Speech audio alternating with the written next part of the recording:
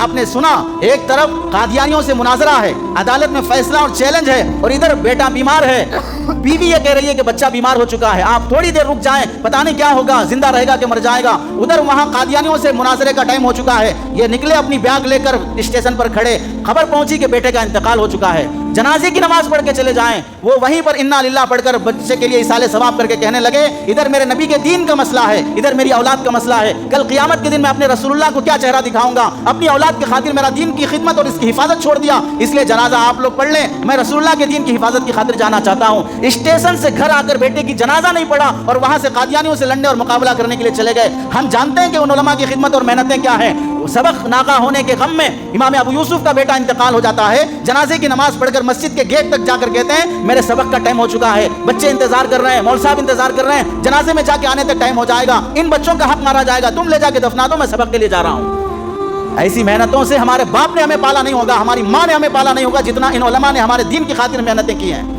مسلم پر صلی اللہ صرف علماء پر صلی اللہ ہے، مدارس پر صلی اللہ ہے، یہ مسلم پر صلی اللہ ہے کہ ہمارے لا پر حملہ ہو رہا ہے تو علماء میدان میں آئے، مدارس والے میدان میں آئے، اوقاف کا مسئلہ چل رہا ہے، سحری میں ٹکا کے کھائیں، افطار میں ٹکا کے کھائیں، شاپنگوں پہ شاپنگیں ہوتے رہیں، بزنسیں ہماری اپنی جگہ چلتے رہیں، ہماری عورتیں برقع پہن کر بے حیا بن کے بازاروں میں گھومتی رہیں، رمضان کی تراویح غارت ہو جائے، رمضان کے روزے غارت ہو جائیں، ہماری عورتوں کو قرآن کی تلاوت کا احساس بھی نہ ہو، تجوید سے قرآن پڑھنے کی نوبت مرنے تک نہ آتی ہو، اولاد کو حیا اور دین اور شریعت کی تعلیم دینے کا جذبہ سالوں گزر جائے، جنازے اٹھ جائیں پھر بھی نہ آتا ہو، اس حالت میں بڑھاپے کے عالم میں sugar, B P, heart, cancer کے امراض میں مبتلا ہو کر روزے کی حالت میں پریوار چھوڑ کر، گاؤں چھوڑ کر، دلی کے ہوٹلوں میں پڑھ کر آج بھی کون علماء مسلم پر صلی اللہ کی حفاظت کی خاطر دھرنے کر رہے ہیں؟ کون وہاں پر ریلیاں اور تحریک چلا رہے ہیں؟ غزہ کے ان معصوم بچوں پر اس رمضان میں ہونے والی شہادتوں میں کون آنسو بہا رہا ہے؟ کون یہاں سے چندہ اکٹھا کر کے ان غزہ کے مسلمانوں کو، ان غریبوں کو، ان مظلوموں کو مدد کرنے کی اپیل کون کر رہا ہے؟ ان کے حق میں دعائیں رو رو کے کون کر رہا ہے؟ کون عرب ممالک کے حکمرانوں کو جھنجھوڑ رہا ہے؟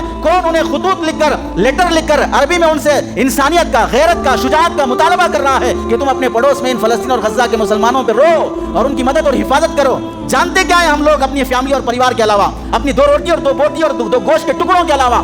چند پیسوں کی خاطر جس انگریز کو ہم نے شہادت دے کر، قربانیاں دے کر، خون بہا کر اسے بھاگنے پہ مجبور کیا تھا، آج اس انگریز ملک کا ویزا خرید کر کون جا رہا ہے؟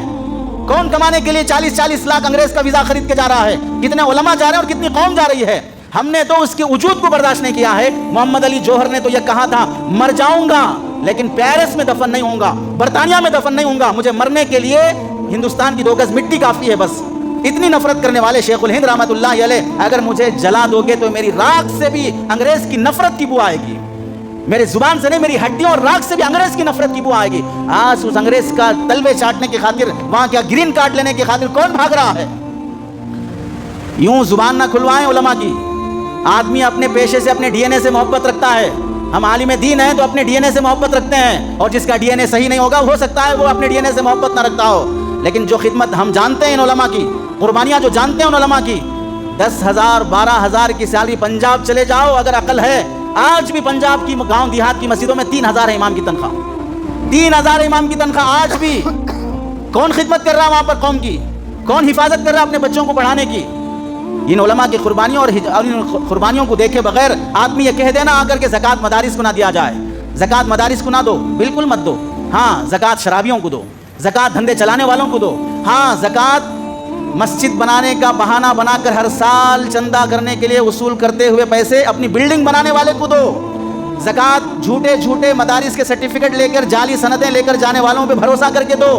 دور دور سے آنے والے جہاں دیکھا نہیں ہے کسی کو اس پہ بھروسہ کر کے دے دو، زکوٰۃ ویل چیئر پہ بیٹھ کے مائک سیٹ کر کے بھیک مانگنے والے کو دو، زکوٰۃ سودی دھندا چلانے والے کو دو، زکوٰۃ مٹی کا کاروبار کرنے والے کو دو، زکوٰۃ اپنی بیٹیوں اور اپنے پڑوسی غریب بیوہ یتیموں کو بروکر بنا کر ان کی عزتیں لوٹنے والے کو دو، زکوٰۃ لٹیرے اور اچکے اور چور قسم کے ایجوکیٹڈ پڑھے لکھے لوگوں کو دو تاکہ صحیح جگہ پہ خرچ ہو،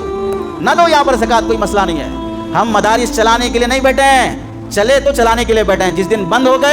گئے، ہم بھی مزدوری کرنا جانتے ہیں، ہم بھی پھوڑا ہاتھ میں پکڑنا جانتے ہیں، ہم بھی سبل کھودنا جانتے ہیں۔ انسان جینے کے لیے 10 راستے چن سکتا ہے، یہ مجبوری نہیں ہے جو خدمت دین میں علماء لگے ہیں، یہ ذمہ داری ہے کہ اگر یہ چھوڑ دیے تو قوم کافر بن جائے گی۔ یہ چھوڑ دیے تو قوم مرتد اور ملحد بن جائے گی. یہ مرنے سے پہلے انہیں شمشان گھاٹ پہ دفنانا پڑے گا, جلانا پڑے گا, قبرستان میں انہیں جگہ نہیں ملے گی. یہ مرنے سے پہلے وصیت کریں گے کہ میں دین, اسلام, خدا, رسول, قرآن سب کا انکار کرتا ہوں, مجھے دفنایا نہ جائے, مجھے جلا دیا جائے, جیسے چیف جسٹس ہدایت اللہ نے وصیت کی تھی.